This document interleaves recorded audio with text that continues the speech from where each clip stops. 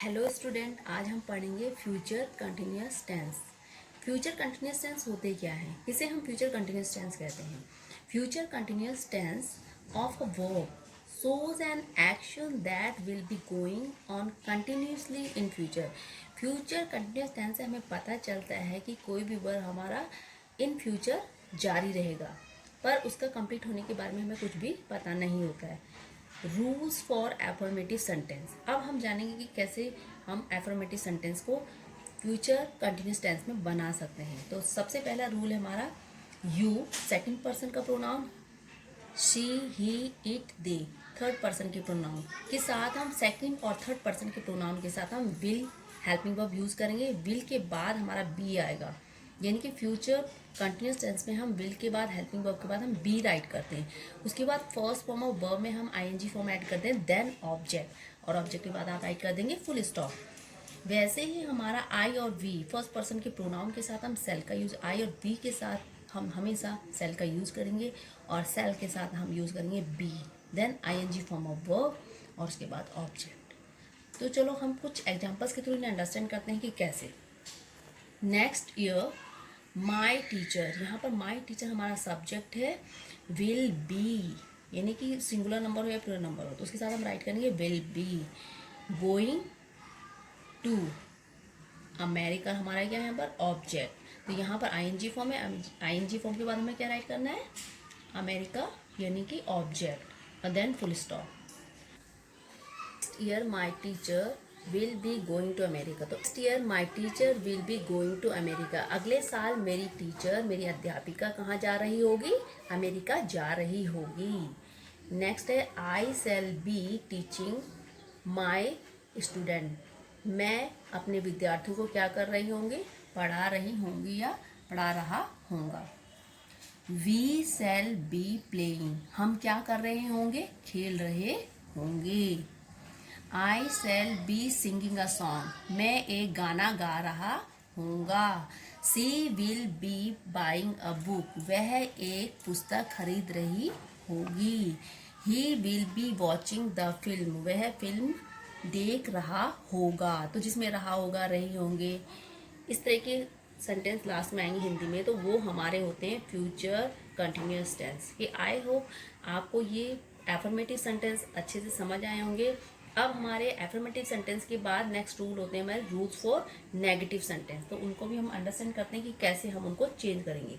Rule हमारा you, she, he, it, they, इन pronouns के साथ हम सेकंड पर्सन थर्ड पर्सन के प्रोनाउन के साथ हम हेल्पिंग वर्ब यूज करेंगे। विल के बाद आएगा नॉट के बाद बी के बाद आईएनजी फॉर्म ऑफ वर्ब और उसके बाद ऑब्जेक्ट। तो ये हमारे हुए फर्स्ट रूल। सेकंड रूल है हमारा आई और वी।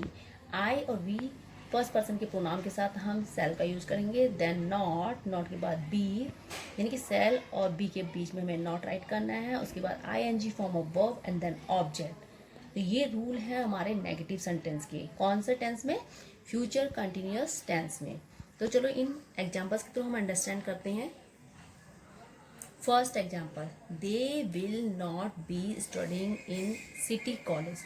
दे हमारा सब्जेक्ट है, सबसे पहले सब्जेक्ट आएगा रूल के अकॉर्डिंग, उसके बाद हमारा हेल्पिंग वर्ब विल के बाद नॉट और नॉट के बाद बी के बाद हम राइट करेंगे ING form of verb studying, then in city college object, और उसके बाद हम फुल स्टॉप राइट कर देंगे, हमारे नेक्स्ट है।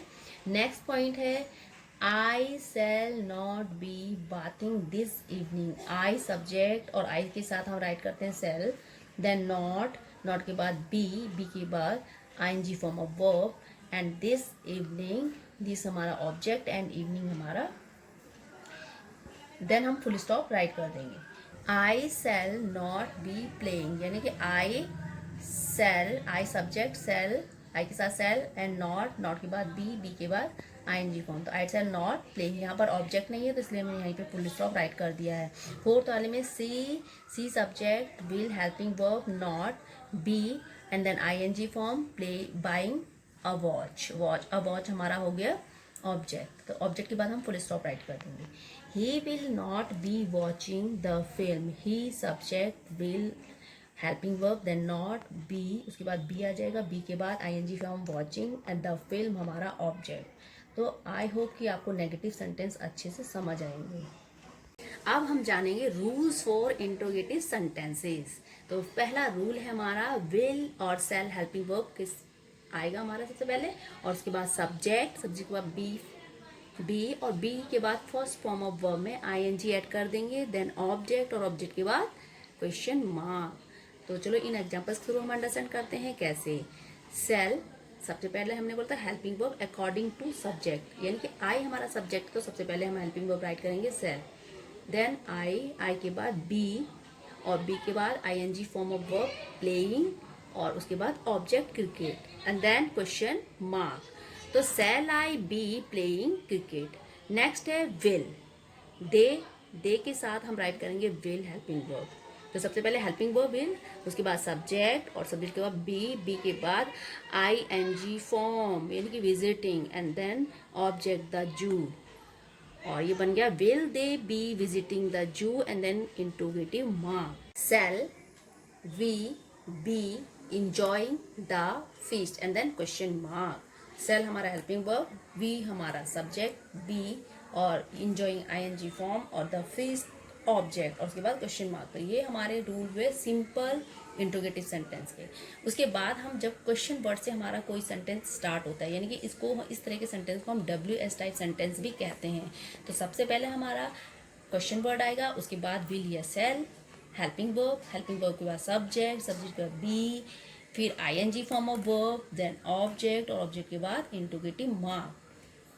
तो कुछ एग्जांपल्स हमारे यहाँ पर हैं जिसके द्वारा हम अंडरस्टैंड करेंगे। फर्स्ट एग्जांपल हु हमारा क्वेश्चन वर्ड है, उसके बाद हमने राइट किया will means that helping verb, then not, तो ये हो गया interrogative negative sentence. Be coming ING form of verb, to the school हमारा क्या है object and then question mark. Who will not be coming to the school. Second where हमारा question word है, उसके बाद हमने will helping verb, then subject they be looking ing form for their toys, तो ये हमारा their toys हमारा object and then question mark.